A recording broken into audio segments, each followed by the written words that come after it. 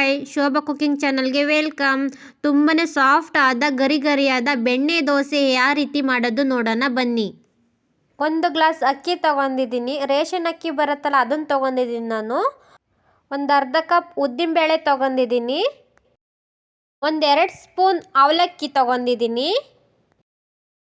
1 spoon ಮೆಂತ್ಯಕಾಳು. ಇಷ್ಟನ್ನು ಹಾಕಿ ತುಂಬ ಚೆನ್ನಾಗಿ ವಾಶ್ ಮಾಡ್ಕೋಬೇಕು. ವಾಶ್ ಮಾಡಿದ್ದೀನಿ, ನೀರು ಹಾಕ್ತಾ ಇದ್ದೀನಿ. ನೋಡಿ, ನೆನೆಯೋದಕ್ಕೆ ಬಿಡೋಣ. ನೋಡಿ, ಅಕ್ಕಿ 4 ಗಂಟೆ ಕಾಲ ನೆಂದಿದೆ ಚೆನ್ನಾಗೆ. ನೈಟು ರುಬ್ಕೊತಾ ಇದ್ದೀನಿ. ಈ ಕಡೆ ಒಂದು ಜಾರ್ ತಗೊಂಡು ರುಬ್ಬೋದಕ್ಕೆ ಹಾಕ್ತಾ ಇದ್ದೀನಿ. ರುಬ್ಬೋದಕ್ಕೆ ಒಂದು ಬಟ್ಲು ಅನ್ನ ಹಾಕ್ತಾ ಇದ್ದೀನಿ, ನೀರು ಇಷ್ಟನ್ನು ಹಾಕಿ ರುಬ್ಕೋಬೇಕು. ನೋಡಿ, ರುಬ್ಕೊಂಡಿದ್ದೀನಿ. ನೋಡಿ, ಒಂದು ಪಾತ್ರೆಗೆ ಹಾಕ್ಕೊತಾ ಇದ್ದೀನಿ ರುಬ್ಬಿರೋ ದೋಸೆ ಹಿಟ್ಟ. ನೀರು ಹಾಕ್ತಾ ಇದ್ದೀನಿ ಒಂದು ಸ್ವಲ್ಪ.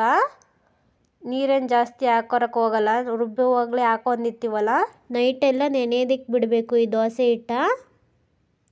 ತುಂಬ ಚೆನ್ನಾಗಿ ಉಬ್ಬಿ ಬರುತ್ತೆ.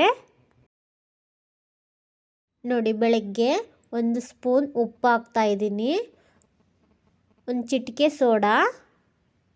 ಚೆನ್ನಾಗಿ ಮಿಕ್ಸ್ ಮಾಡಬೇಕು. ಇದನ್ನು ಮಿಕ್ಸ್ ಮಾಡಿ 1 ಗಂಟೆ ಕಾಲ ಮತ್ತೆ ನೆನೆಯೋದಕ್ಕೆ ಬಿಡಬೇಕು. ಆವಾಗ ಉಬ್ಬಿ ಬರುತ್ತೆ ದೋಸೆ ಹಿಟ್ಟು. ನೋಡಿ, ತುಂಬ ಚೆನ್ನಾಗಿ ಉಬ್ಬಿ ಬಂದಿತ್ತು ದೋಸೆ ಹಿಟ್ಟು.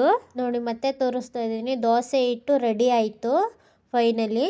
ಈಗ ದೋಸೆ ಹಾಕೋಣ. ಹಂಚು ಚೆನ್ನಾಗಿ ಕಾದಿದೆ. ಈರುಳ್ಳಿಗೆ ಎಣ್ಣೆ ಹಚ್ಕೊಂಡು ಈ ಥರ ಎಲ್ಲ ಸವರಿದ ಹಂಚಿಗೆ ದೋಸೆ ಹಂಚಿಗೆ ಅಂಟ್ಕೊರಲ್ಲ.